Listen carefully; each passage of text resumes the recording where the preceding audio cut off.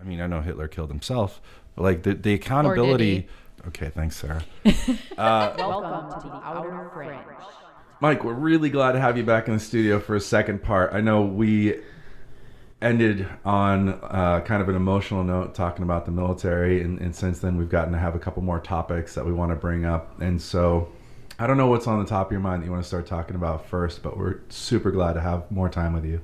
Yeah, definitely.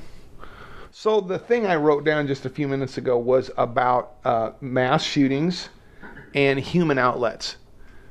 So everybody, there was a mass shooting yesterday, right, in Texas, and those are tragic events, and I don't want to make light of them, and I don't want to be insensitive to the people who are affected, or the people, or say that the people who perform those shootings aren't people acting in deviant ways that are should be punished or isolated or stopped in whatever way is necessary. I don't want to make light of this, but I think that for one thing, the media and the government, so some portion of the government, has saddled this with the idea of gun control and weapon control, not just gun control. And I think that it has almost nothing to do with gun control.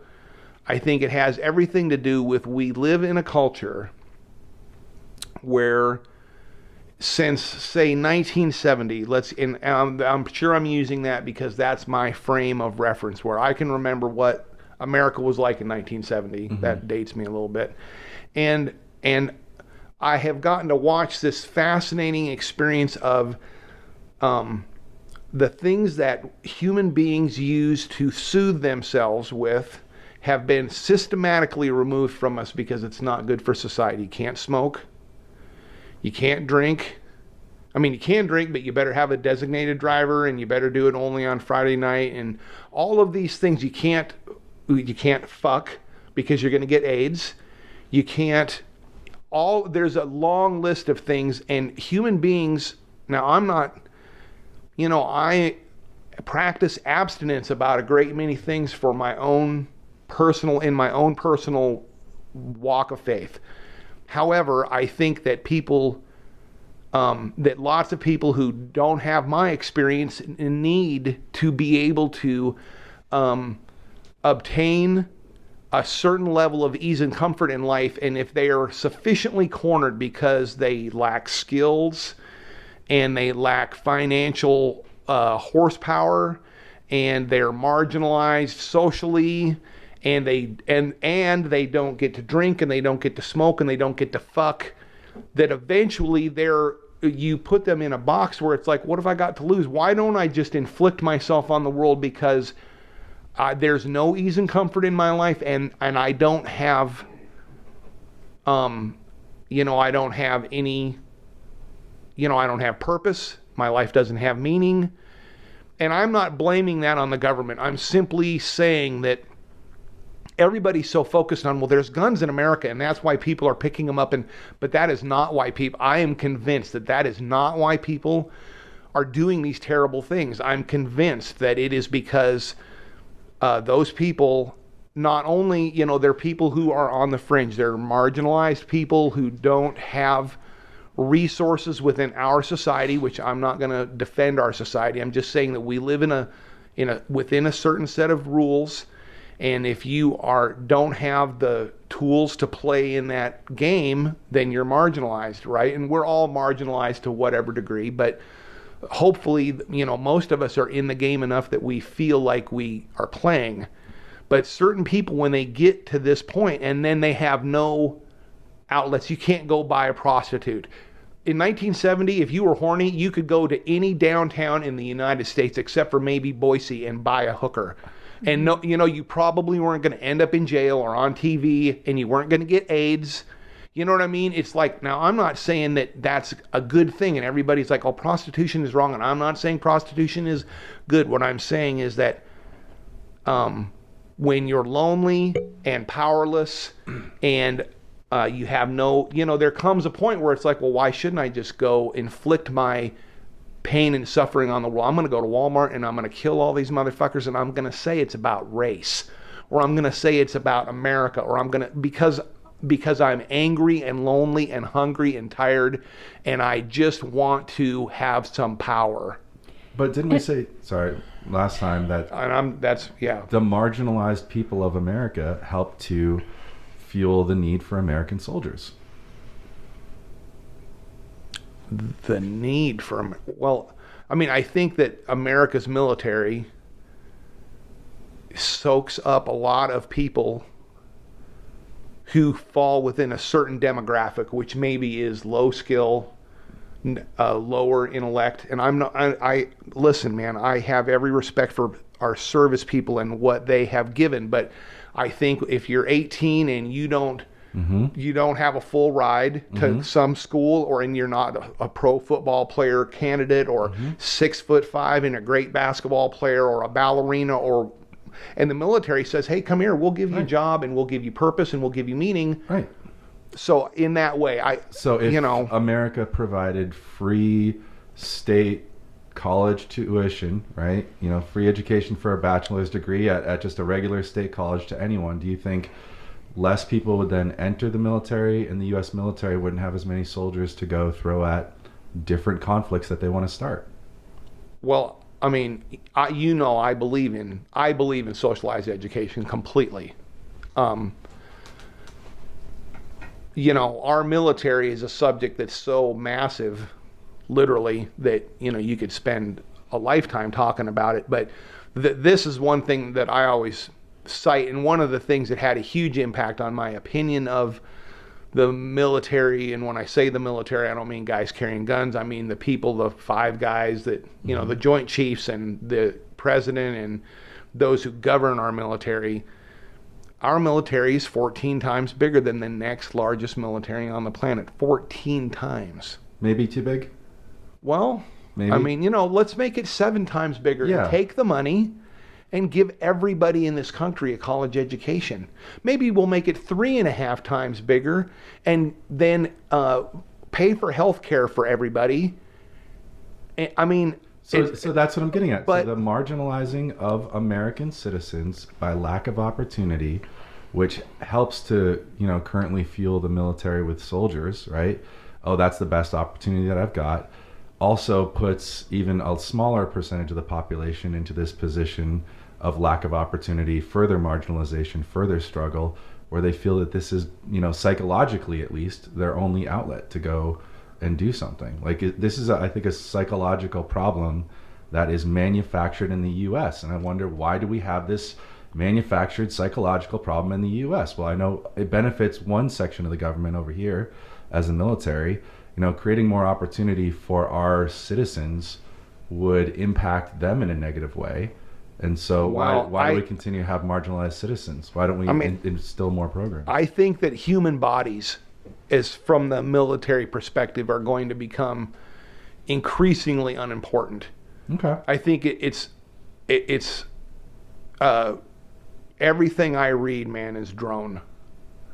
You know what I mean? And I mean drones on land, drones in the air, because if you actually have to prosecute war, machines are much better at killing things than human beings, and they don't. In World War II, when Hitler invaded Poland, the reason that the final solution was ironed out the way it was because he figured out that if you give a guy a gun and put a truck of ammunition behind him, and then you start lining people up in front of him and saying, shoot them, at a certain point he will turn the weapon on himself. Anybody, that has a toll, and at a certain point, people can't, that almost everybody says, okay, I'd rather eat a bullet than kill one more human being. So, and because the technology now very much exists, I think that we need a gob of human bodies, young 18-year-old men who are willing to can pump up their adrenaline and point them at something that we say is a threat. Guys. I think those days are kind of going away. I do think that providing education would be the best, would be a wonderful thing for 100 reasons. I don't know if people who fall into this demographic, which is obviously a very small. How many mass shootings, even in the United States, are there a year? Let's say there's one a day, which there's probably not, but there's more than anywhere else in the world. Yeah. And I'm convinced that the reason that there are more than any place else in the world is because our expectation of lifestyle is higher, and our ability to obtain, kind of low-end ease and comfort is lower. Yeah, so you can still go in Mexico. If you're horny, you can go get a hooker. You can go get a bag of weed and smoke a joint on the side of the street, and nobody's going to look at you twice. You know what I mean? You can those kind of things, though, that low-end ease and comfort, the ability to roll into a bar and get drunk and roll out for $5. All of that shit is gone in the United States. They don't want you in public drinking. They don't want you to be drunk. They don't want you. I mean, those are. And I don't do any of those things, but I understand that if you don't learn to find your ease and comfort somewhere else, when people who get, we've all got some education, we have some spiritual life, we get our ease and comfort in other ways. That doesn't mean we're immune to the charms of those things. It just means that we have a quotient coming from somewhere else, where if you don't have those opportunities, then that's a very important stipend of ease and comfort for people who maybe are willing to. Anyway, but you're looking at the how do I get the ease and comfort, when really the psychology of America through media is push fear, push scarcity, push that you need more. And so the other component of I need more ease and comfort is why do I feel unfulfilled? But you can't control the media, especially in the United States. The media, we have this, and the idea of freedom of the press, I was raised with this idea and this pride that, in the United States we have the freedom of the press, and the press has turned into this, they have wiped their ass with the gift of freedom of the press to the point where, if you watch like certain media outlets. Were you going to say Fox News? I was going to say Fox News. I think we could just say Fox. You could say fuck, you can say Fox News. But certain things, if you watch them, it's like there has to be some accountability. I remember somebody saying, freedom only works as long as people are accountable. They take the gift of the freedom to be free press, and they don't turn it into a circus. Because that circus, and there are people who are eating that circus up. My mother, you talked about the other day about how people who get plugged into Fox News, and my mother and her sister got plugged into Fox News, and my mom's been dead a long time, and so focused on the right-wing agenda, and it was freaky. Now, at the time, I'm not a person who, you have to fly airplanes into buildings and have no footage before I'm going to actually believe there's a conspiracy afoot. But, however, the psychological, what happened to them, and the doggedness, and the, really, after our conversation last week, it really made me think is like, and that was, something that media outlet encouraged them to be just,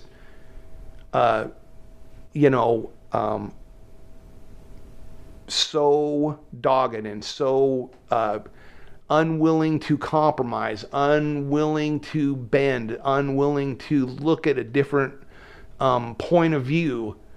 And I think that instead of providing information to the public that is accurate, that it's turned into this, they're all controlled by large corporations, and all these large corporations have an agenda, and they're pushing their agenda in the media. And we, if you know anything about like Cambridge Analytics, we're pretty simple monkeys. At the end of the day, every one of us, the four of us who, we're all thinking, gosh, we're smart, and we're on a podcast, and we're trying to live, a response, but we're just, you put me in front of a box and you feed certain things into my brain, and I know that I could be manipulated, and I'm sure I am manipulated to some degree by those things. So anyway, that's enough out of me about that. Well, one thing that that's been kind of popping into my head during this conversation is like, I almost kind of feel like the top 1%, it's like we're in a factory Like the top 1% is like the CEOs, the bosses, and then we're all the factory workers just grinding away every day. And like what you were saying about like the comforts, like people used to have comforts that they were able to escape to. Now all of those comforts have some source of fear tied into them. And so everything that you do that may be a source of comfort could affect your health, could get you in trouble with the law, could break up your relationships. It could and there's so much tracking with humans now. Like it's weird because we're so not connected in so many ways, but then we're tracked through our phones, through everything. So like you could go out and find a stripper, but chances are, somebody would find out about it because I mean, like that's the thing. It's like there is a very unaccepted way, like everybody's just kind of roped into this society that we're in, and everything's a liability, everything's a risk. Buying a house is a risk. It's a liability. Unless you're fortunate enough to have come into money and have that sense of stability, we're always just kind of working away. And those ease and comforts, I think that's why there's such a problem right now with addiction.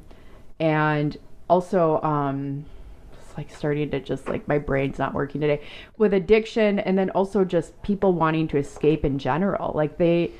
And just the overall depression and mental health.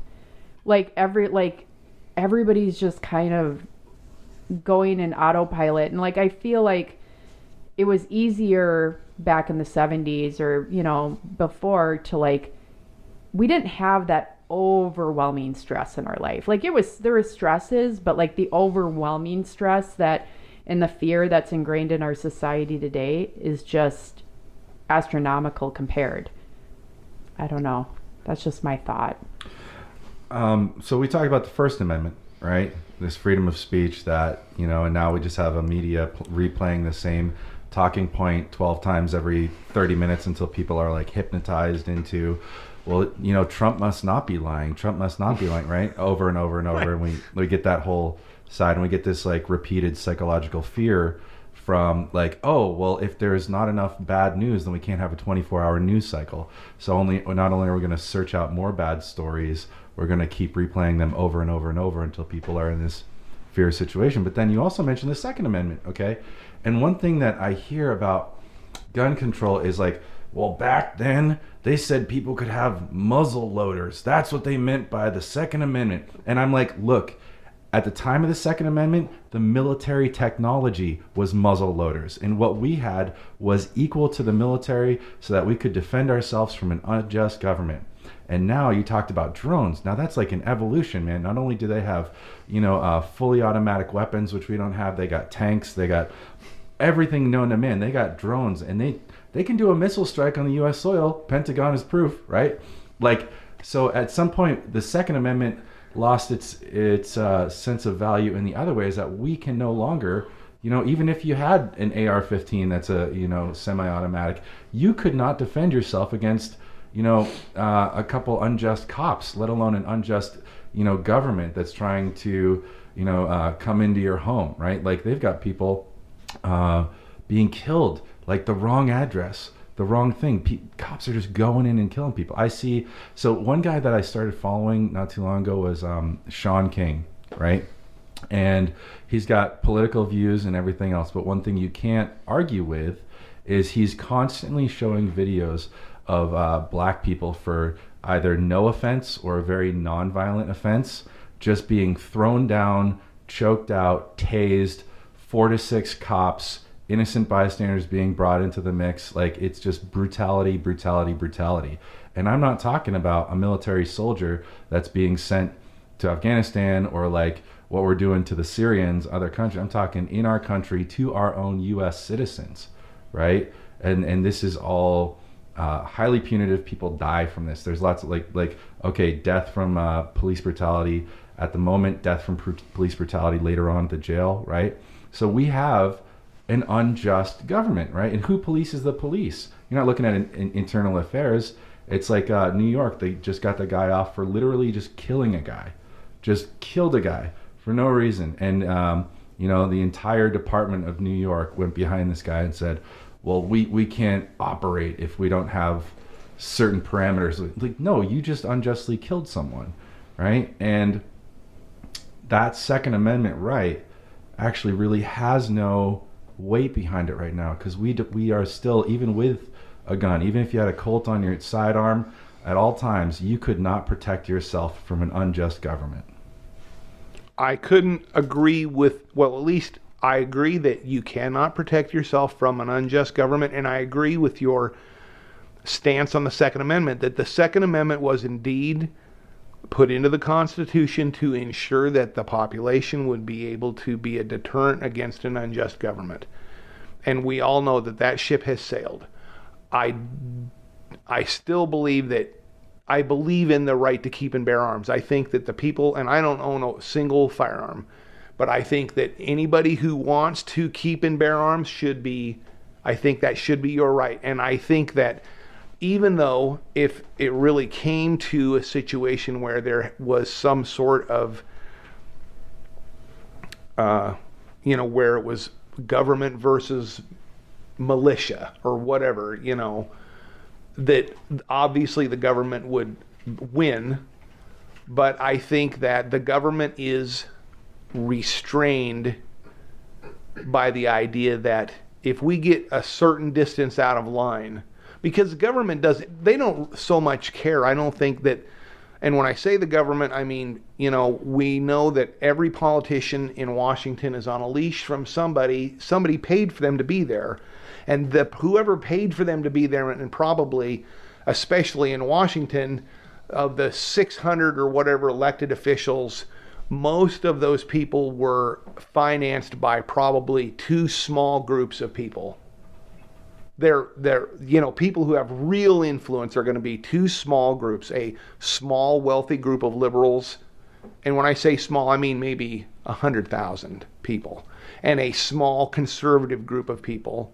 Those people who have, super lotto money, they don't care if the government can keep us down or not. They don't want to beat us in a firefight. They want us to show up to work and pay our fucking taxes. They don't give a fuck if the government, they don't care, man. They want us to show up to work and pay our taxes. I apologize. They want our society to function the way they want us to buy things. They want us to spend our checks. They want us to die in an orderly fashion that doesn't complicate. They don't want us to smoke and have smoking related. The bean counters have, but they don't care if they can beat us in a firefight. So I do believe that firearms make us a sufficient pain in the ass that the people, whoever the groups are that really have sway, are going to say, listen, you don't want to, what do we want, chaos? No, we want tax dollars. We want revenue. And we want these fuckers to show up to work and be able, and go to Ross and buy a new pair of fucking Nikes.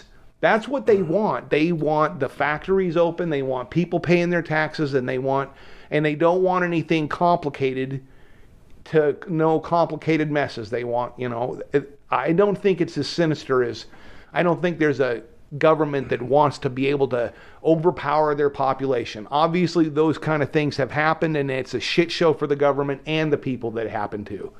So that's an epic fail for the government. Ruby Ridge and Waco and this thing that happened over here in Oregon, all of those things, epic fails for the government. That's a loser for them, and they know it, and they don't want that. What they want is for you to pay your taxes, go to work, do the things that they want you to do. It's not about, and so I think that the Second Amendment still serves the purpose of making us an inconvenient, if you roll into some guy's house and he has 8 semi-automatic weapons, and I happen to know somebody who has 8 semi-automatic weapons. We live in Idaho. I know a dozen people like that. Right. So if the government does that, now obviously the government's going to win at the end of the day. Yeah. But what do they win? It's a media shitstorm. It's it's the government picking on an individual. Well, they do that every day, and if you're a different color, then it just gets not noticed. Well, it's getting more noticed every day, and I do think that that's good, and I believe in police brutality, but I am going to say that if you have 300 million human beings living in the confines of the United States, and we obviously, I don't want to live in a world without police. I don't know about any of you, but I'm not a giant fan of the police or the way that they treat people. But I understand that we have to have an organized group of people and a set of laws that we all agree to live by. And that when you have that many people interacting, that there are going to be bad decisions made, that people are going to fail to do what they should do. That some of this is there. I don't think there's in a lot of these things. I don't think there's a theme of evil. I think it's just, dude got up on the wrong side of the bed, or what his experience is that this group of people are easy to treat badly, and they're more violent and dangerous by percentage than their counterparts. And he has the power to do it, and he's a person who likes to inflict his power on other human beings. Now, I'm not saying any of that's good. I'm just saying that's the circumstance. Yeah, there was like 6% of some police department that were part of a Facebook racial violence page that they found.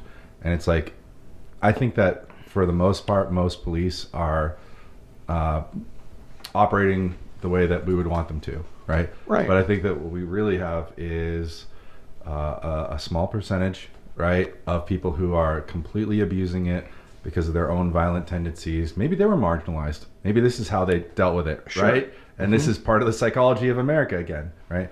So wait, you said something really interesting earlier about maybe 100,000 liberals with a lot of money putting money into the government, right? And 100,000 conservatives, right? But I believe that there's at least... Those numbers were meaninless. They were just numbers to, Okay. But it made me think about whatever that group is, whatever the size of that group is on the conservative side, there's at least got to be some argument, because, now one of the groups has got to be the Philip Morris Vice group, right? They make so much money. Now they're sending people after Juuls and vaping, but they're not saying, oh yeah, but that's all still better than smoking, which is killing tons of people. But they make money and they lobby off of it. And then you also have the insurance companies who don't want people to do that. You're some people in the conservative side profit off of smoking and drinking. Some people on the conservative side, they make money with doing less operations, right? And charging exorbitant insurance rate. And then there's that third that I keep getting back to, which is the military industrial complex. So you've got people who make money off of propagating wars. And so you've got people who are making money not off of, hey, you've got a great life, just stay in your hometown and, buy a house, have a kid, or just buy a house and be that consumer. You need to have that society be marginalized so that you can continue to push them into the military. And yes, in the future we might not need as many soldiers, but so far we've got that many soldiers.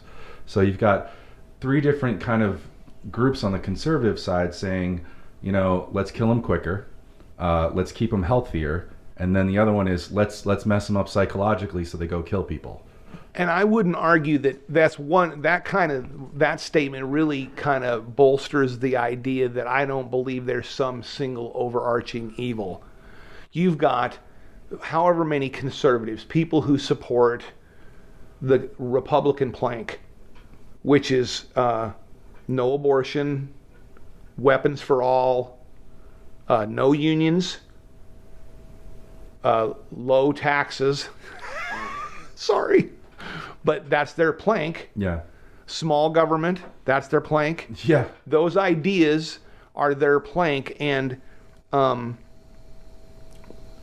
what is happening is that Senator X gets elected and he goes to Washington and he gets paid. He got $50,000 from this guy and $25,000 from this guy and $10,000 from this guy and $150,000 from this guy. Well, when different things come up, those people access him.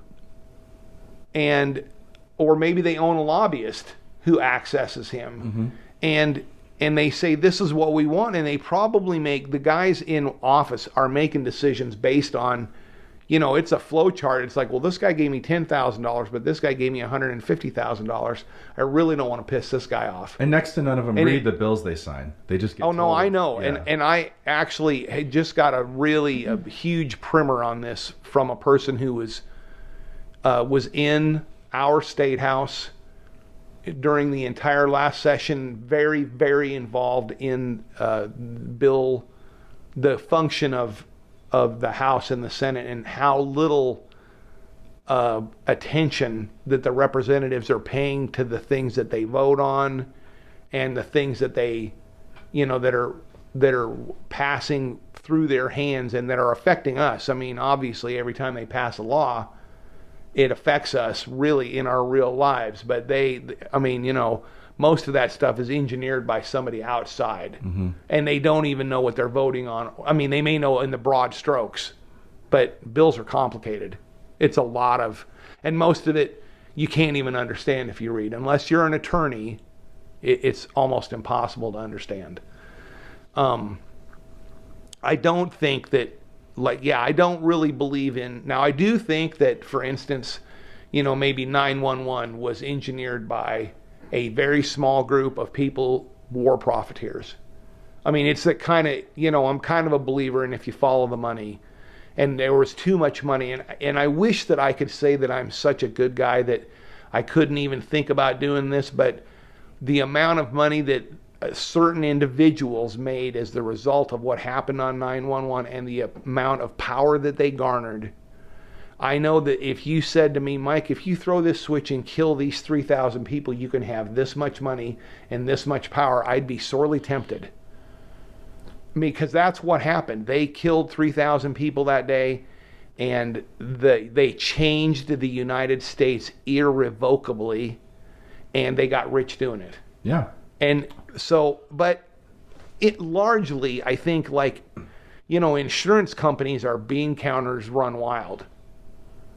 I mean, and I got to say that I've been wanting to talk about this insurance thing, and I don't even know if there's any logical end to it, but in my life, I see insurance companies everywhere. I see them, calculating whether or not I can ride a motorcycle, whether or not I can drive a car. Do I have to wear a seatbelt? Can I smoke a cigarette? Can I, is the lip on my cup cut free? Is every single part of our lives is manicured by attorneys who are trying to reduce liability and exposure and increase their profitability. They're getting money from everybody, and they don't want to pay anything out, and they've created a culture. Our entire culture is different, completely different than it would have been without insurance companies. We have evolved in a cipher based on flow charts about what is going to reduce the risk to insurance companies. I would say that more than 50% of the things that we interact with, and when in any kind of media, any kind of culture, any kind of trends, more than 50% of it is controlled by insurance companies just trying to reduce exposure. I don't think it's an evil plot. I just think that there's 100,000 guys in offices all over the United States. I have a nephew who has a doctorate in statistical analysis. Guess what he does? You know what I mean? He looks at numbers about, okay, if this many people get on a bicycle and they don't have a helmet and they ride to their local grocery store, one of them is going to get brain damage on the way home, and we have to pay for it. So every motherfucker in America is going to wear a helmet. When I was a kid, I never saw a bicycle helmet until I was about 22 years old, or maybe 20. Never saw one. You can't everybody in the United States wears headgear now. Mm-hmm. I mean, it's insane that's free. That's insurance companies. That's an example that every single time you get in your vehicle and you drive out into the world, you see someone with a helmet on because they were told to, not because they want to wear a helmet. We know that for hundreds of years, people did dangerous things every goddamn day, and the only ones who wore helmets were the ones who were getting swords swung at them or bullets shot at them. Mm-hmm. If you were doing anything normal, riding a bicycle, snowboarding, skiing, okay. So, and that's just one thing that, and I mean, maybe it's completely boring to the whole world. I don't know, but I'll tell you what, man, I don't think there's anything affecting our culture more than that. Okay, I want to bring it back to labor unions real quick. Okay, because we had, underage kids working factories that were unsafe for, 12, 14 hours a day. And, labor unions came together, made labor laws. They had to have certain working conditions. We had to have certain working hours. We made the weekend. The weekend's nice. We like the weekend. Right. That's we can do the podcast. You can thank unions for that. Right. We can thank unions for that. So, but I just want to relate it to the insurance companies because there was also a lot of companies that would put out at the same time, food that was contaminated or products that did hurt people. Right. And it was at that point, all you could do was say like maybe class action if you could get one together, but you could sue the company, right? Now the thing is, if the company's putting out some small little piece of plastic and it kills all these kids, there's no way that you can sue the company for $5 million individually, each kid that died from the small piece of plastic that was choked on, right? Because the company got a business before it was able to pay out, right? Mm-hmm. And so kind of like the labor union saying like, I think the growth of what we're talking about right now, the insurance companies' regulations, was out of a need for having the safety be put in the beginning, right? In the product development. Like, we're not going to allow you to put a cup out that's going to cut people's lips, right? And so there was a positive aspect to the beginning of it. And then like maybe what I wanted to get at was, where did we go wrong, right? Why do we have to have on the side of a Kleenex box like, don't put your baby in here, right? Like, and so at some point it went from, yeah, it's litigious everywhere, and right. I agree with you, but it started out with like, we need to have regulations on consumer products, and regulations and insurance are two different things, and I think it's important that we clarify that regulation and insurance are the reduction of exposure is not legally binding. The reduction of risk is about a company says, I'm going to make a cup and I don't want to get sued. Yeah. So I have an attorney. He's an insurance guy. He's got a degree in statistical analysis, and he says, well, your cup's got to meet this criteria. Yes. They do all of that voluntarily because they don't want to get sued. Yes. Regulation is, the Consumer Product Protection Agency, and there is, says you can't do these things. One is driven by profit. And I think that that's the issue, is that insurance, and I don't know if this is, this gets into one of the things I wanted to talk about today is, if you don't use greed to motivate a society, what do you use?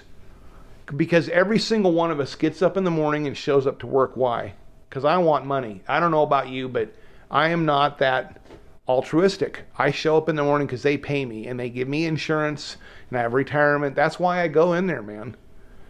I'm not going there because I like what I do incidentally, I enjoy my trade, but I'm there because I have a family that I want to provide security and, those things for. So,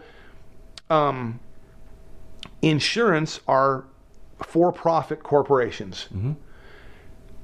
Now, I'm always, and this is kind of me exposing myself, I always am like, well, we should make that a nonprofit. But you can't make everything a nonprofit if you're going to have a society that functions based on profit.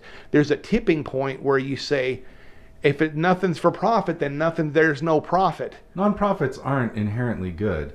The Red Cross is a nonprofit. A couple of years ago, the CEO made $250 million because everyone donated and they didn't pay it out, which meant at the end of the year, December 31st, they had extra money in their account. They had to pay out.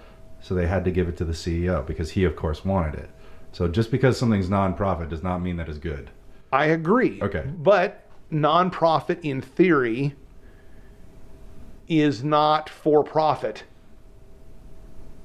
It is, in theory, not for profit. I know that there are an abundance of, I can give you examples that are, okay, so I'm not defending the idea of nonprofit being perfect. What I'm saying is that the difference in that and a company that is honing society to reduce exposure because of profit. And that's the driver behind what I'm talking about it with insurance, and the way that they're manicuring our every move is about, it's all driven by financial, the desire for reduced exposure and increased profits. Yes. And so how do you get away from that and still motivate a society? Are you looking at me for a comment? No, I feel bad that you're even here because I can see the pain on your face.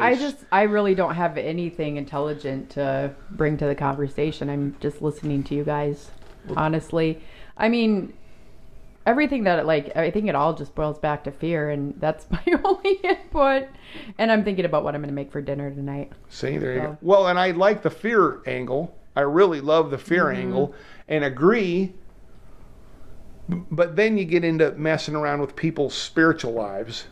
You know, fear is if you're going to reduce fear in the population, then what you have to do is, give them some kind of faith, right? That's the opposite of fear, right? I mean, that's what we believe. Most of us who study this sort of thing. Because once again, and I don't think you can obviously inject that into a society. I mean, you might be able to encourage it. Okay, so why do people pay extra for the recycled version of a product? Why do people... Well, because I think that there are altruistic individuals. Yeah, and why do people... maybe... Sometimes I'm altruistic. Sometimes I know that you're altruistic. Yeah. Sometimes they might pay more for organic. And I know you can get organic listing, but maybe they know the farm. Maybe it's local. They go to that dairy because they can see the cows on like a green field, and they pay more because they think the product is better, the quality is better. And also, what I'm getting at is that the corporation that they are buying into by buying that product as a consumer has morals. And a lot of the... we talk about greed and being selfish with money, but somewhere in the middle is a lack of morals, right? Can you run a company morally? Can you pay your employees a living wage? Can you make a product that doesn't hurt the environment or benefits the environment? Can you have a branding and actually maybe even charge more, as we see moral companies kind of come out? And you've seen this, You've seen okay, we're doing it a little bit better, and every now and then you don't go for the Walmart cheapest option, which is usually produced in China for 25 cents a day, right? You go for hey, it's made in the USA, right? Even just that brand, you're saying that's a moral choice. I want to spend a little more and benefit the people in my country who also have workers' regulations and labor union laws, right? So I know that they're not working in a sweatshop, right?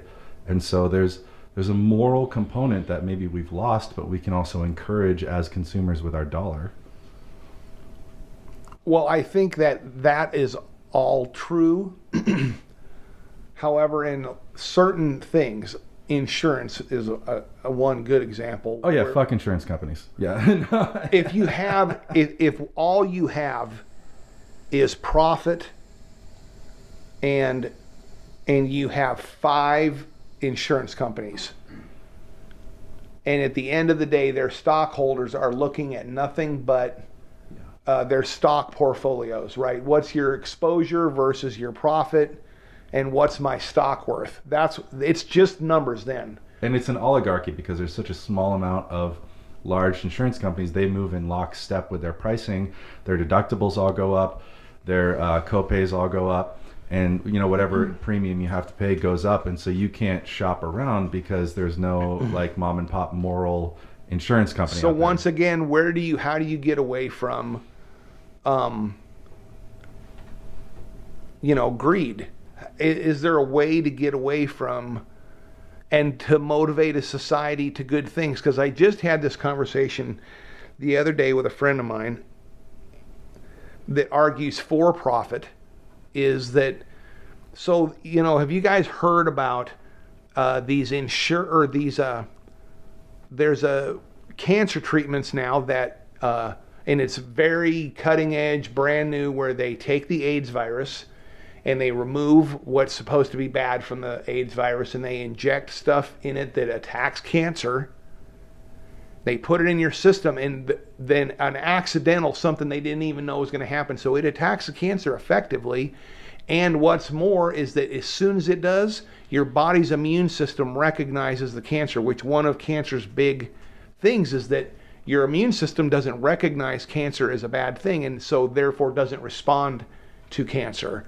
But whatever they're doing, they somehow it triggers your body to recognize it. So then not only is the stuff they give you attacking the cancer, but so is your immune system. And in these, with certain cancers, and I'm not well educated about it, but under certain circumstances, certain cancers now went from very terminal to almost completely curable if you have the right medicine. That kind of very complicated technology is only created in an environment where there is so much money that do you know the kind of funding that it requires? And if you live in a country that is not for profit, that kind of shit just doesn't happen. People just die of cancer. So, but then what's the price tag on that?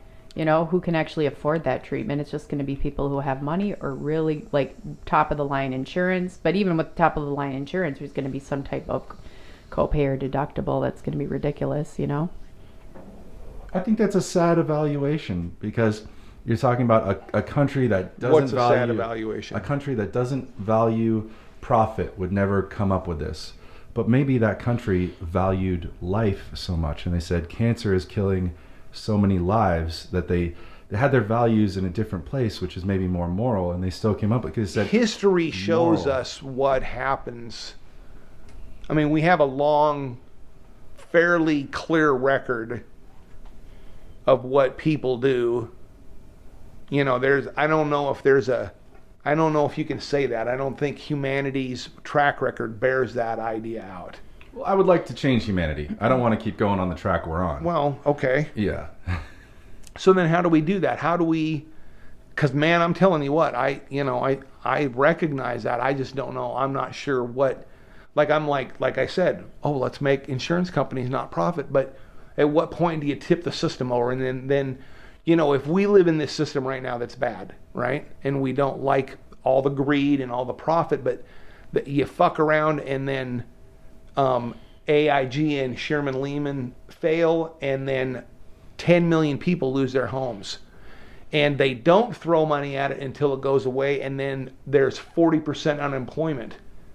And there are people starving to death in the streets. Because, it's... I just think it's something that you have to look at frankly and say the system is... I'm not saying that the system can't be changed, but let's not screw the whole world over by saying, hey, fuck it, let's just pull the fucking chalks out and let this fucker roll. Because you can get into even if you didn't get into trouble, you could damage a lot of people, with a radical idea. I just think that there's some moderation called for that's why I don't forward like revolution or, let's all go out in the streets and raise hell because I don't want to harm and I don't want to encourage the harm of there's a lot of bad things. I've been bitching about them for an hour. Poor Sarah looks like she's about to tip over from listening to me. However, I think there's a lot of good things, and you got to be cautious about being too excited about, ripping the scab off of a situation where at least it's a scab and it's not a bleeding wound, right? Well, I think it's going to get to that point. Yeah. It's going to be the bleeding wound, and we're not going to have any control over it at that point. Like I think as a nation and as a world, we have to hit a bottom, and I think a lot of that is going to be the destruction of our planet, and it's going to become more of a global issue, and all the other shit is going to be irrelevant. Because if our planet's dying, does it really matter? Like, if we can't live on this planet anymore, I mean, I think that's just kind of what needs to happen. And I think honestly, I think the people that came up with these laws and the old structures and what's been in place all this time needs to die off. I think just all these people need to die off. And I think the young people that are coming in need to bring about change. And I just don't see it changing as long as humanity is still resonating at this 3D reality, in my opinion. So what group do you say, everybody over 20 gets killed? Just turn on the ovens and, Ooh, the ovens, wow. I think it has to do with just the old everybody, laws. right, nobody likes that, but, there's freedom and work, right? I mean, let's get the Zyklon B and let's go to, that's this idea that, I'm right and everybody else needs to be dead. That's what Hitler thought. Mm-hmm. And you know what? He ran the most orderly society in history, the most productive. I'm not a fan of that guy at all or the things that he did, but the Nazi society did a great many remarkable things, and their ideas, once again, there's a good example of a guy who really had the juice to say, hey, let's, why are we taking care of, we don't want these people who are retarded in our society. They're dragging our society down. So they came to get all the handicaps and nobody said anything. And then they came to get all the gypsies because they were homeless people who lived on the streets and who hawked things and nobody said anything. Mm-hmm. And when they come to get you, there won't be anybody around to say anything. Well, it's control and manipulation through fear. And exactly. Yeah. What you said earlier about we're a factory, they're controlling us as factory workers.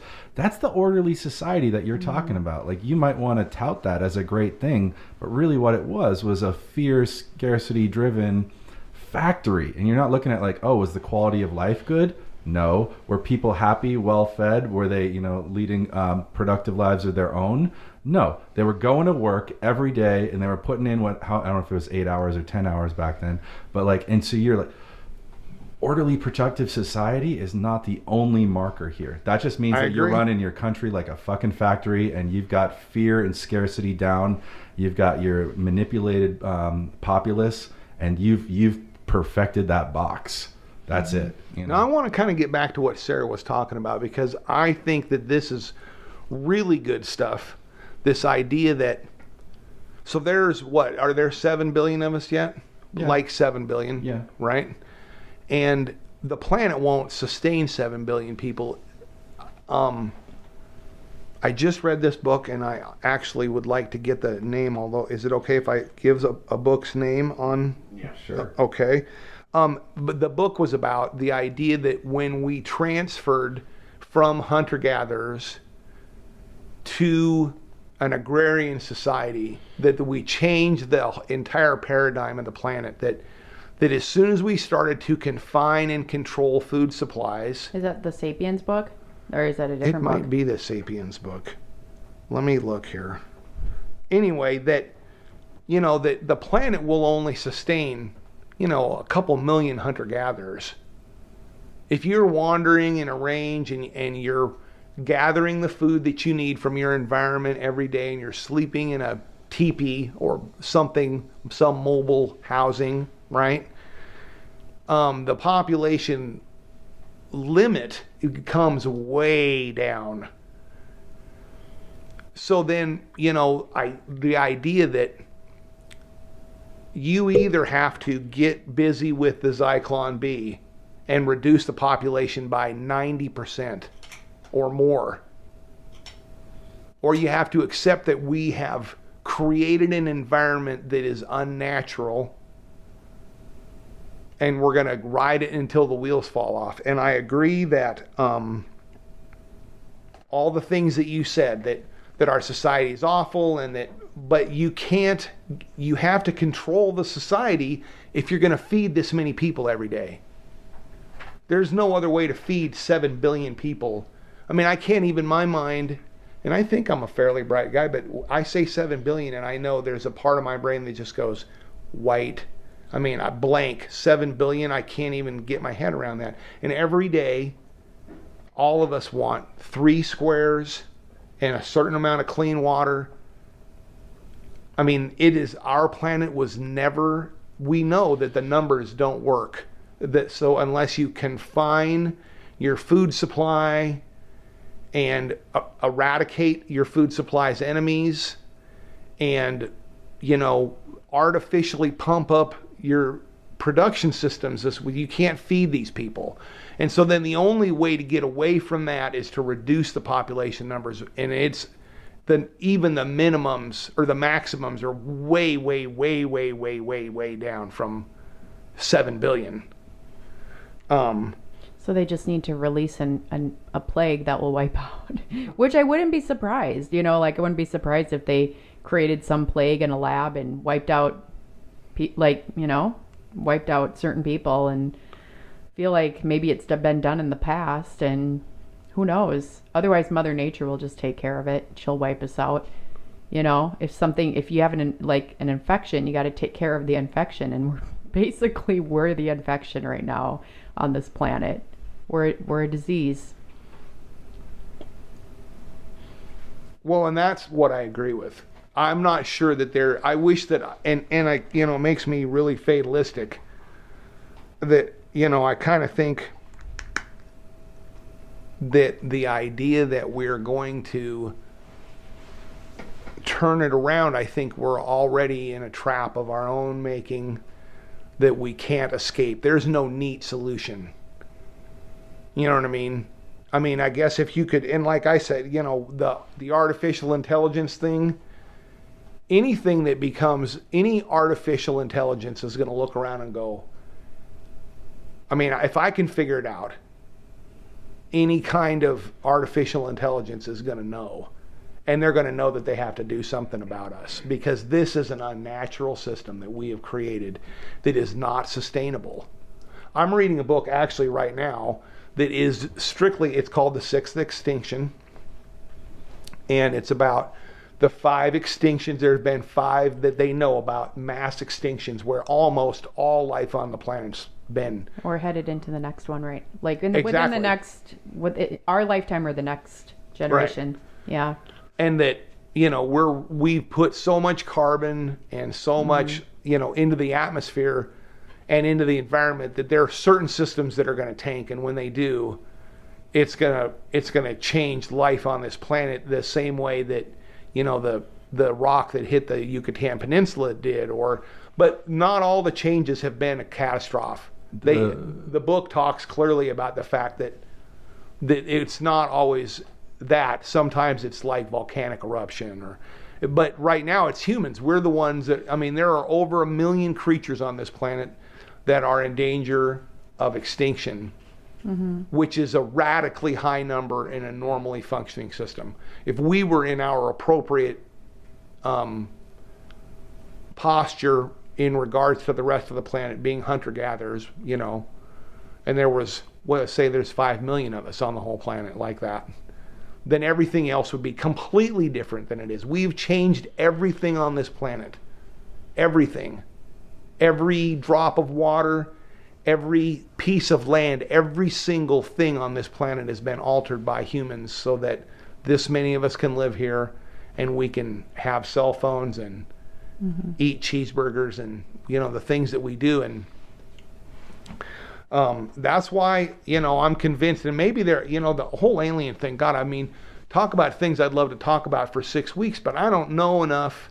And every time I hear something, I think, is that true or am I being lied to? So when I lived in Merritt Island, which is right by Cocoa Beach, which is near SpaceX and NASA, and I talked to a couple people who work for NASA, and they said that there was life on Mars.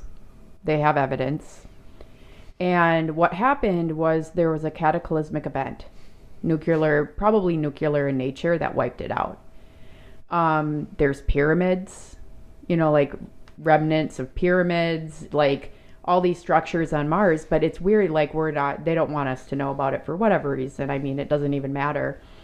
But, that's really close to our planet. So, like, the thing is that, I think the nuclear thing always weirds me out because I just don't see that being the end of us. Like, I don't see a nuclear attack happening because I honestly believe that if it was going to happen, it would have happened already. But I think there's, they wouldn't allow us to wipe ourselves out that way. You mean life outside the... Yeah.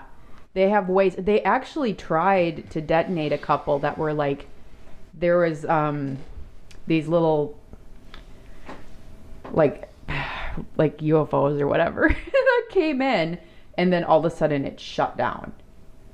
I've heard that there's been like a couple, they tried to detonate a couple of them just as testing. So when they did that, that was a huge deal. Well, anything that can get here from the next habitable planet, we know for sure that numbers say that there are other planets that are in the Goldilocks zone of a star that have water on them, and given a sufficient amount of time, life will evolve, right? There's almost no way that it's a ridiculous idea that there's another stuff living out there. But it might be a long way. Anything that can get here is way beyond us.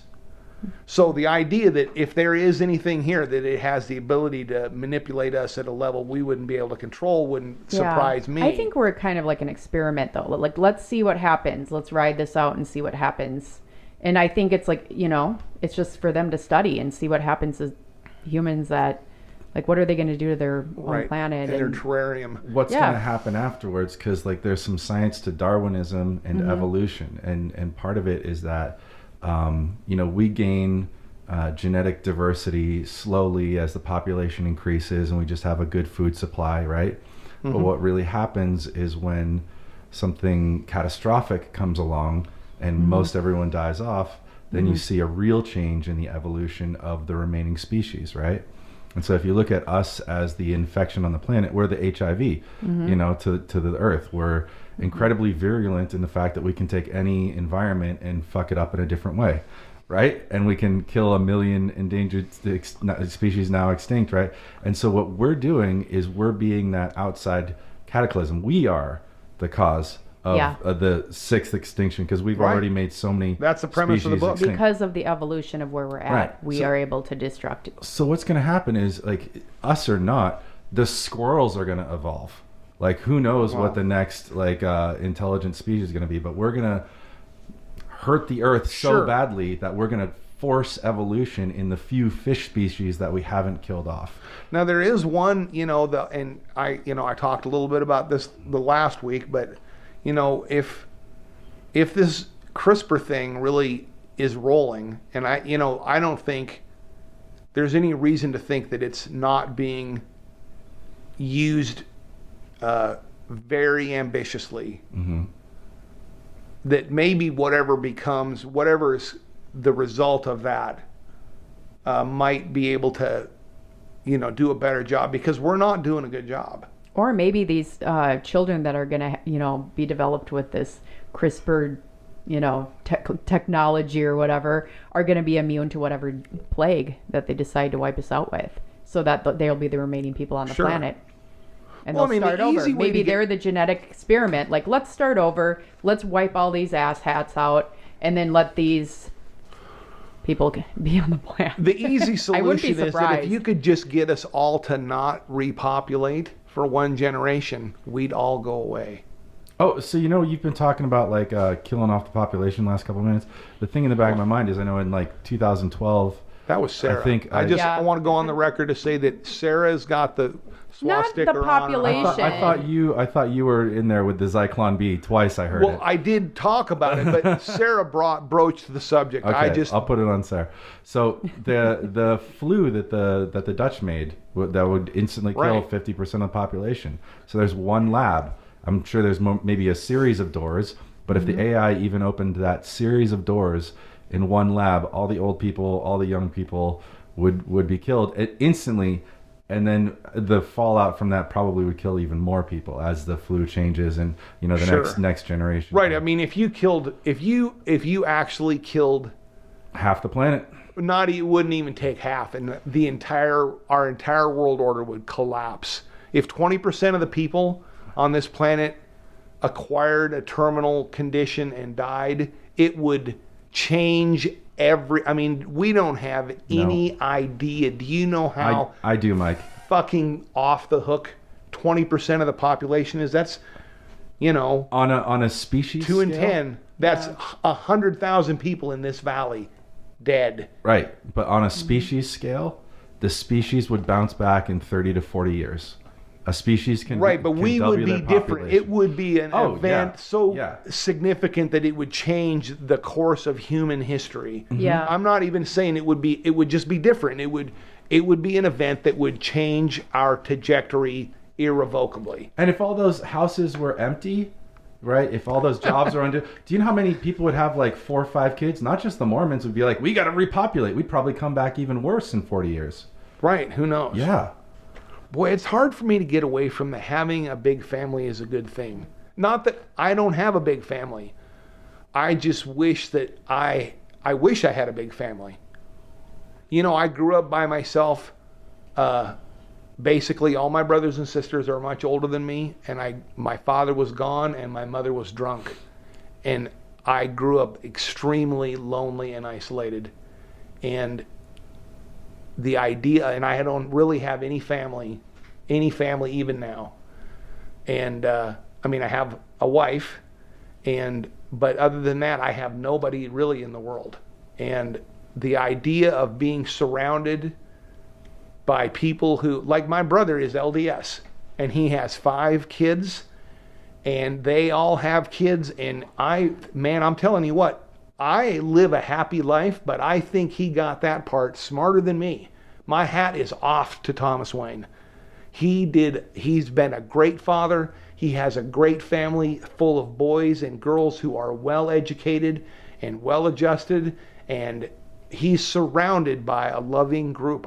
It's hard for me to say that's bad. It looks better than, and like I said, I live a happy life and I have purpose and meaning in my life, but I missed the fucking mark on that. That's on me, you know what I mean?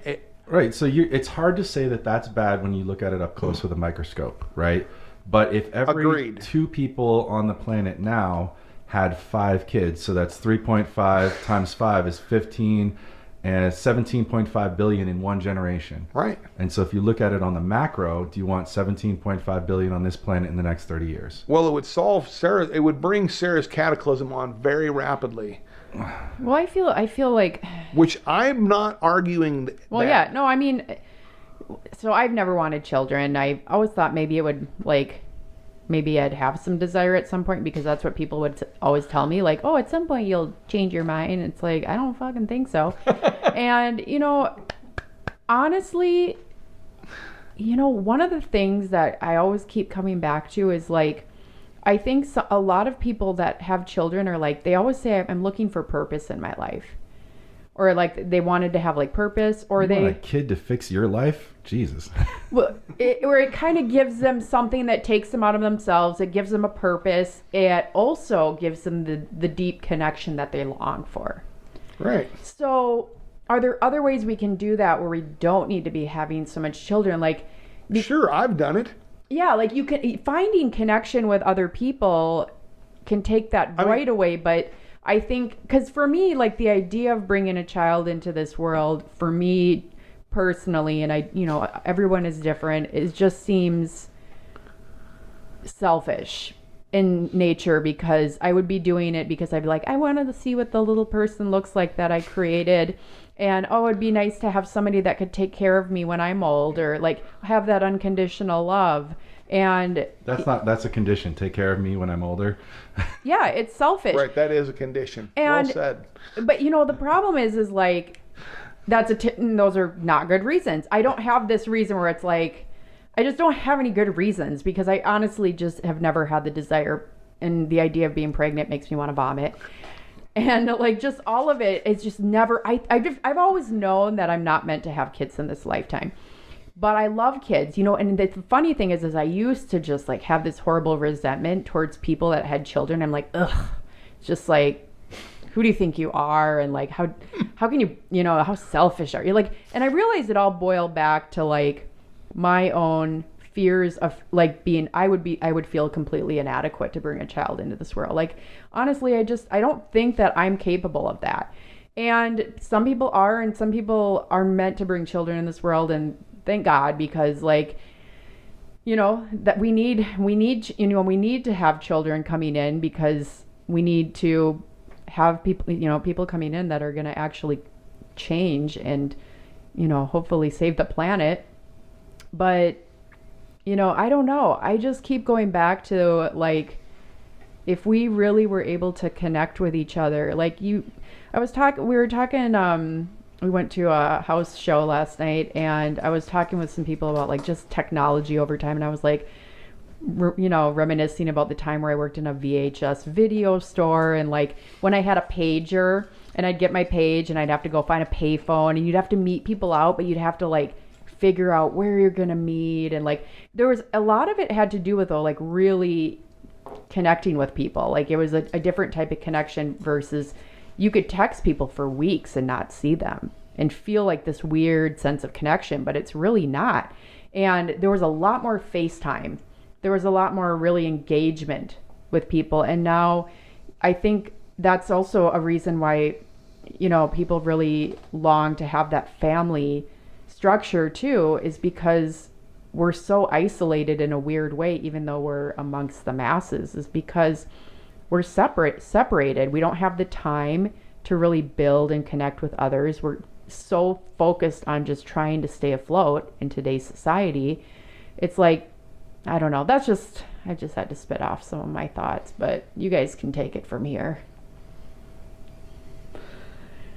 What do you got, Brian? I was thinking about how we, you know, separate each other into like little boxes. I gotta have my own little space. You gotta have your own little space, right? Ants don't do that.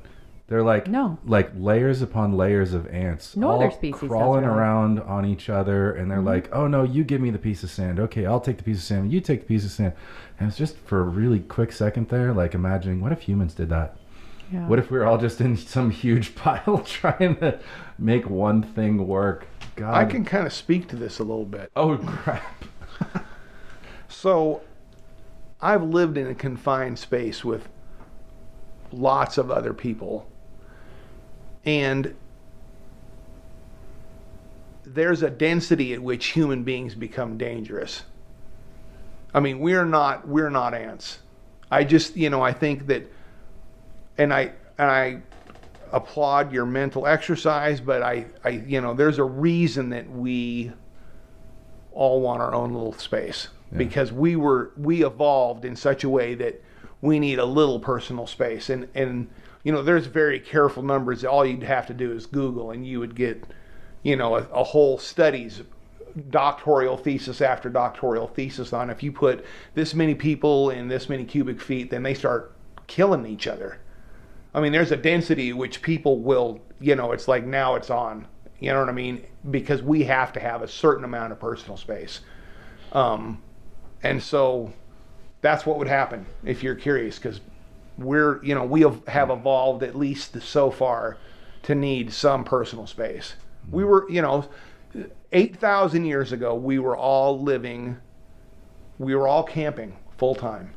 Every single one of us. 8,000 years ago, there were virtually no civilizations. None. It was all, you know, Mike and his women and their children, and we live on this river, and we fish, and we hunt the deer that live here, and we, you know what I mean, do whatever. I feel like that's your fantasy right there.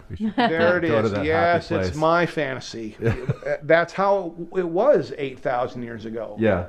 It was Brian and his, you know, whoever the strongest dude was. Yeah. Who could club, right? I mean, I'm not saying it was pretty, but there was, in the population was probably, I mean, I don't have any real numbers, although I should, because this book I read was all about the evolution from, it was all about the evolution from hunter-gatherers to agrarian. Is that the book that you were talking about? Sapiens, huh? Yeah, I'm it was sure like that it survival day to day. Like you weren't looking at the long-term picture. Yeah, and you were people like, how do I actually, get through the day? lifespans went down as soon as Yeah. people settled into civilizations. Lifespans went down for all these like reasons, like people Power weren't struggle. exercising, and people were living near their own feces, and all of these reasons that when people every night, they went to bed in a different spot and they were getting lots of exercise, and they were in the, as soon as people started having to grow crops and control their food supply, lifespans went way down for a period anyway. Okay, I wanted to get back to diet with Sarah, but first, what you're talking about is these spheres of influence, the removal of a person from the consequences of their own action. If I went over to your camp and I clubbed you, everyone in your camp would probably kill me, right? There'd be some sort of feud. And so the morality there is I know the immediate consequences of my actions. Unless I really have a good reason, I'm not going to go club you because I instantly die, right? Okay. But then we're talking about what we talked about before, amoral corporate, right? Corporatism saying like, I'm going to hurt millions of people by small little amounts. I'm going to overcharge people for insurance, millions of people by small little amounts, and keep moving it up. And they are so removed from the consequences of their actions that, you have layers and layers of layers. The credit card system, the billing system, you can't talk to the CEO. You got to talk to this person. You got to go through voicemail in order to get it. There's like, Right. And so they are removed. And so part of how we have gone down, I think, a track is that we are removed from the consequences of our actions. Isolated from the consequences of our actions. Back to the general who orders the strike is not even, he doesn't even know the soldiers that are going in and dying, right? And so removed from the consequences of their actions. And then also back then, like Sarah, I don't know why, did you not jump in on the diet? Because the diet back then was, the hunter-gatherer diet. You're all about talking about diets. Like moving to an agrarian society gave us the chance to make grains, make bread, it saved food for winter, and right? cook food. And once cook we were food. able to Yeah. find a way to cook food with fire, our stomachs were able to shrink Yes. because we could digest it easier, and then our brains were able to expand. Yes. So we became more intelligent. But also at the same time, we can't just go paleo, we can't just go keto. No. Because going like kind of in the reverse, we can't really get back to what if I just eat berries and squirrels, right? Yeah. Like it's not going to work. Well, and it's not like they were going out and hunting a giant bison every day and then feasting on it. That's what these diets are telling us, like eat a shit ton of protein and fat. No, they would get a kill and they'd have to split it amongst their village or tribe, and they'd get a very Eat small nuts portion. and Yeah, berries they'd and forage roots. they also would, like, if they came across like a raspberry bush, they would eat them all. Like they would eat them up because if something else comes along, if another animal or if another Right, you can't freeze them and you can't refrigerate them. You eat what you find. And the thing is like these diets are just complete bullshit. I mean, it's such a joke. Hey, somebody last night in a place where we all go was telling me about some kind of, it was about their gut health, like probiotic and something, there's some kind of, oh my God, I wish I could, because you would know about this, and I'm really curious about it. Like some type of probiotics or something you can take? It was like bio, it had some word like... Bromelain? No, it was engineering your diet. Oh. And I can't remember the word that she used. And it was, I was like... So it's trying to find a diet that works with your... With your digestive system, and...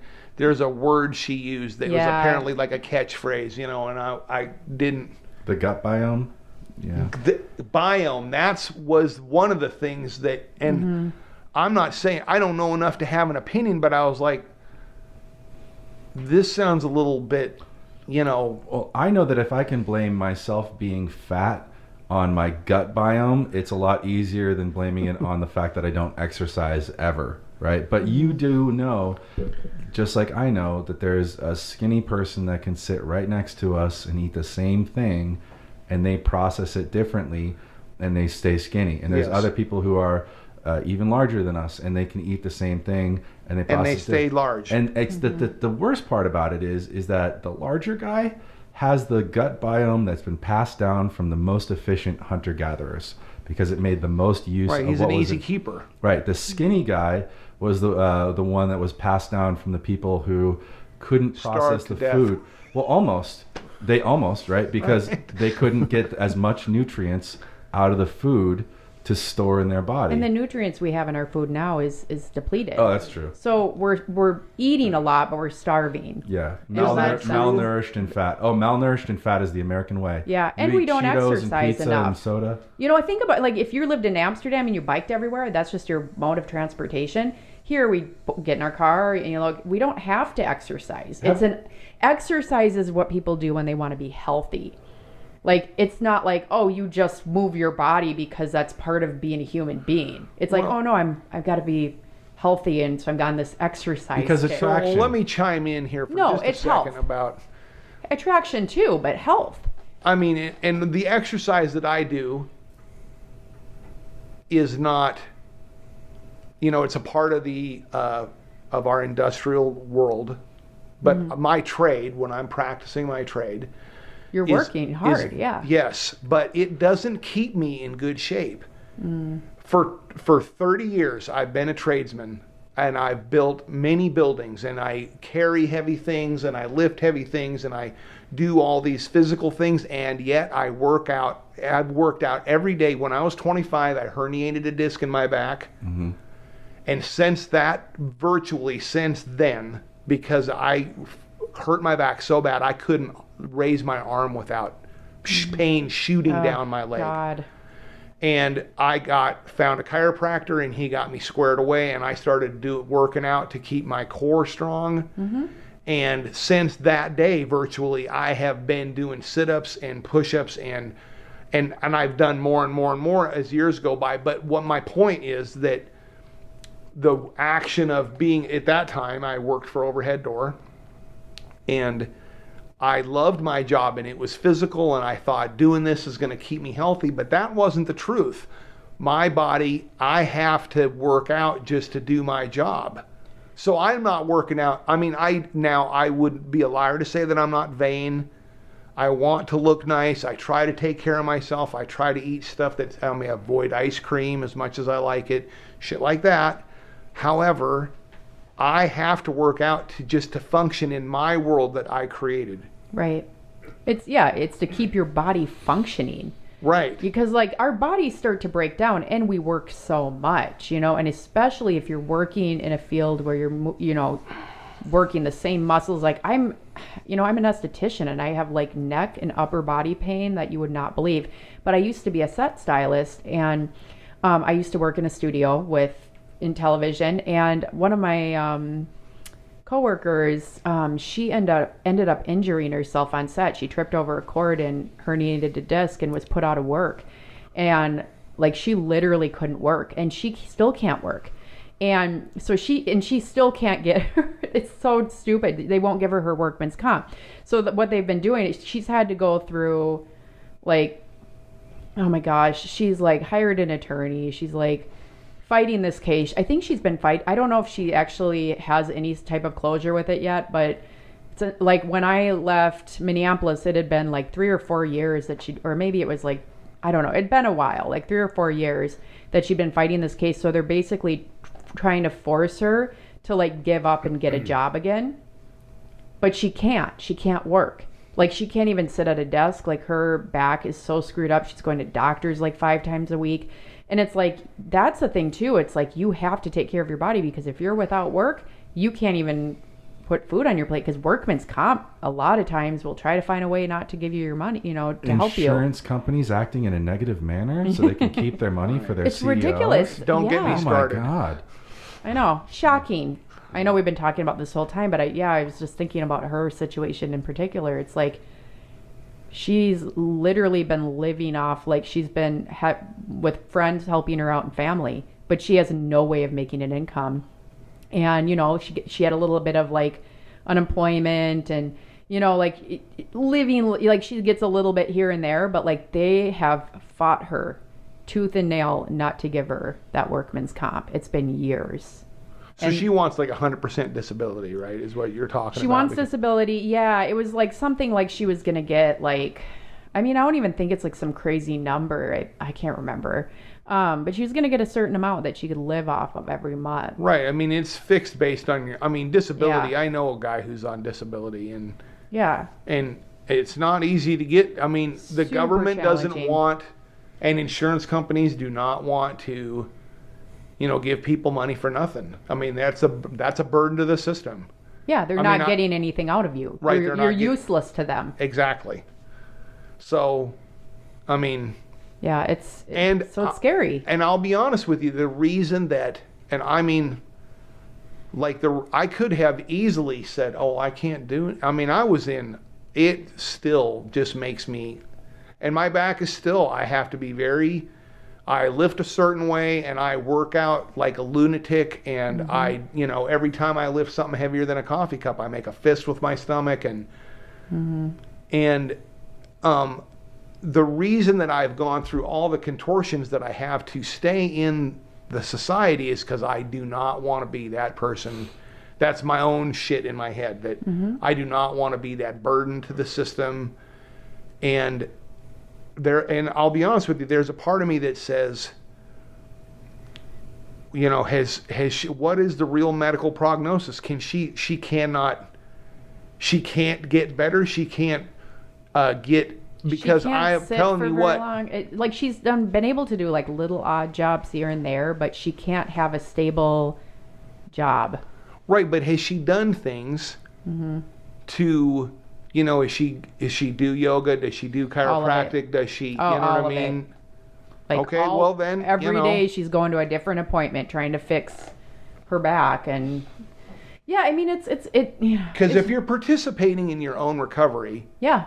Then at a certain point it's legit to say, hey man, because I've seen people in so much physical pain over lifting a book. I've got actually a friend and he's elderly, but he was a fit, healthy guy who was a big avid hunter, spent lots of time had dogs and traveled around the country and hunted birds. And he did something minor and he spent 14 days in the Elks on, the most powerful painkillers they could, and tears running out of his eyes. He did something to his back.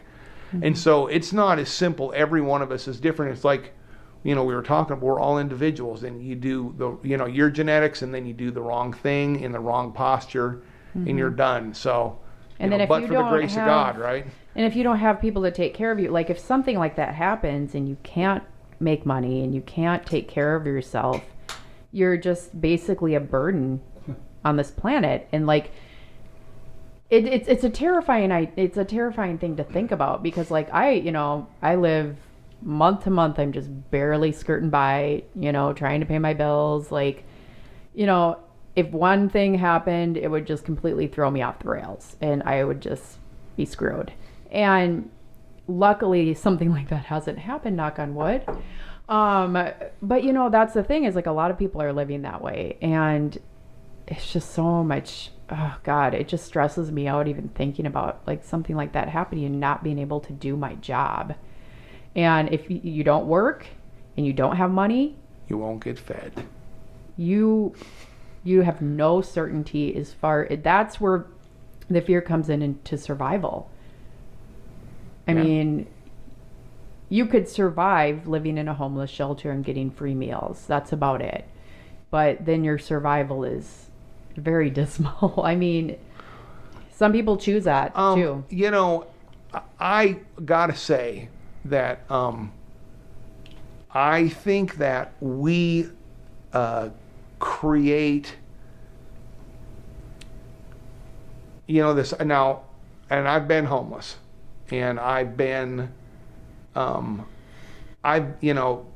in the blank, and I've done, as far as the bottom goes, pretty much been there. And what I discovered is that happiness and fulfillment and purpose are not about the building you're living in or the clothes that you're wearing, or it really, these things motivate us. What you just said, those are real motivators in your life, right? Mm-hmm. You're terrified of this. And me too, right? I work out, I do all these things so I'm a union sheet metal worker. I have good insurance and I make good money when I'm working, which is almost, right now I'm pounding nails, but I could go to work. Tomorrow, if I went into the hall and I raised hell and I called around, I could get a job tomorrow making a lot of money. I'm really grateful for that. And we do all those things so that we can be a part of this destruction of the planet that you're talking about. But I'm gonna share this, and I hope it, I'm a little nervous about it, especially in broadcast, but I made some amends about 20 years ago, and as the result of those amends, I spent the next 3 years of my life in the penitentiary. And I had a life. I owned a home before the amends. I owned a home. I had a career. I've been at this a long time, right? And all of that got taken away from me, and I lived in a box and wore blue clothes for the next 3 years, and I ate in a cafeteria with a bunch of guys who wanted to fuck me in the butt. You know what I mean? That's a spiritual experience. When you get out, not that. When you go through something like that, that's where you find that spiritual experience. I agree. And that's why when I said that happiness isn't about what you're living in, it's not about what you're wearing. I spent 3 years in there helping the people around me. Now, I don't want to go back. I'd be a liar to say that I would want to go back and live there. But I spent 3 years participating in the lives of people who needed help, and I was able to be helpful because of, my experience in life. And it was an amazing, purposeful time, very connected to the what I consider the spirit of the universe. Some of the happiest times in my life were there, and it gave me this perspective of I know that I'm gonna, that I do all these things to be a union sheet metal worker, and I show up every morning at 6 a.m. and I work hard and I deal with people, because there's people above me going, "Oh, you better be afraid," right? Like it's all the about illusion of fear. And I am afraid, and I work my fucking ass off because I don't want to lose what I think I have. Yeah. But I know there is a part of me that really knows from experience that happiness is not about that. If they come and take my job and they take my home, I live in a nice big home that I built. I drew it and I built it, and I live there and I love it, and I live on a piece of ground surrounded by beautiful gardens and a nice yard that I built. And and if they take all of that away from me, I'll be okay. I know that I'll be okay because I've lost all of that. And it's a gift to know that. Now, it doesn't mean that I take care of all that shit. And there's real truth in the idea that the things that we own us. I have a lot of responsibilities in my life that are things that I could live without. I've lived in a box 7 feet wide and 10 feet long with 3 changes of clothes in a Tupperware under my bed with another guy living in that box. And you know what I mean? That's a real simple way to live. And now I live on this piece of ground. It's not big. It's a big lot, a big city lot with a big house. I have my own office. I have my master suite's 900 square feet. There are 21 plumbing fixtures in my home. All those things are things I own, and they own me to some degree. I have to take care of them. I have to earn money. I have to pay the taxes, blah, blah, blah, blah, blah, blah, blah. But if they take all of that stuff away from you, you'll be okay. If they took everything I own a big truck, and I own a forklift, and I own a milling machine, and I own I'm a tool freak. I own, if there's a tool you've seen, I probably own at least one. And because those things in my mind give me power, the ability to make my only, I'm not a good money guy, but I can build the things that I want, and I always have been able to build the things that I wanted, and that's my way of protecting myself, right? Mm-hmm. But if all that stuff was gone, if I did not have a tape measure tomorrow, which that's my baseline, right? The things that the way I protect myself is that I make money for other people with tools. And if you took everything from me tomorrow, I know that God would take care of me. And if I stayed close to him and tried to do his work well, that I'd be okay. And that knowledge is that's something that separates. I know that because of those experiences I've had, that knowledge, which is real to me, I'm not talking, I've done that. When I was about 4 or 5 years before the 3-year hiatus, I was involved in a divorce and got in a real financial bind, which I won't define closely, and had to go pay a lot of bills, and had to go live in a warehouse, on the ground in a warehouse. For about 7 months I lived in this warehouse in the winter in Colorado and made a huge amount of money because I went there and worked for this guy who needed my skills and paid all that debt back. But basically went to work and went to a meeting at night and went to bed and slept on a piece of styrofoam in a sleeping bag and ate, and that's the way I lived, and I was fine. All of those things I left behind that I thought were important, God took care of me. Mm-hmm. You know what I mean? And I got to tell you what, I'm really grateful for that. And like right now, I'm not working, I'm building this place, and so I'm kind of financially vulnerable, and sometimes I have fear around that, and then I think, what are they going to do? They're going to take your birthday from you? I mean, I can't lose anything I haven't lost before, and I've always been all right. I just think that I feel bad when I hear somebody with that kind of angst about, God will take care of you if you just stay close to him and do his work well. I mean, I understand, and we all make accommodation in our lives to protect the structures that we've built, but when change comes, like let's suppose I'm in the middle of doing this building thing. Let's suppose the wheels fell off, and yesterday my wife was sick, and it scared me. She had a bleed a couple years ago, and she's a lot older than I am, and she went into the hospital and she almost died. And so yesterday I got up in the morning and I'm real focused on this building thing. Is it okay that I'm just riffing like this, or should I shut up? Anyway, I get up to do this thing, and she's sick, and she's displaying the same symptoms that she was 2 or 3 years ago when this all happened. And I was like, what? Because that time, if I at a certain point I said, hey, we're going to the hospital, and they said, listen, if you hadn't brought her in, she'd have bled to death during the night. She was bleeding inside, and her blood pressure was down, and I knew that she was sick, but she kept saying, oh, I'm okay, I just want to sleep. And she had she had an ulcer. So this happened yesterday. Let's suppose that she passed away. And now I'm unemployed already, and I'm spending money like a drunken sailor on this thing that's a project that we want together. Okay? But so now I'm financially, I'm extended, and she makes more money than I do, or as much money as I do, and I'm unemployed. And then let's suppose I couldn't get a job, and they took it all, and I had to move down to the mission. I'd be all right. And you know what else is, if that happened, I believe that if it happened outside of my realm of influence, I believe change is what God has in mind for us each day.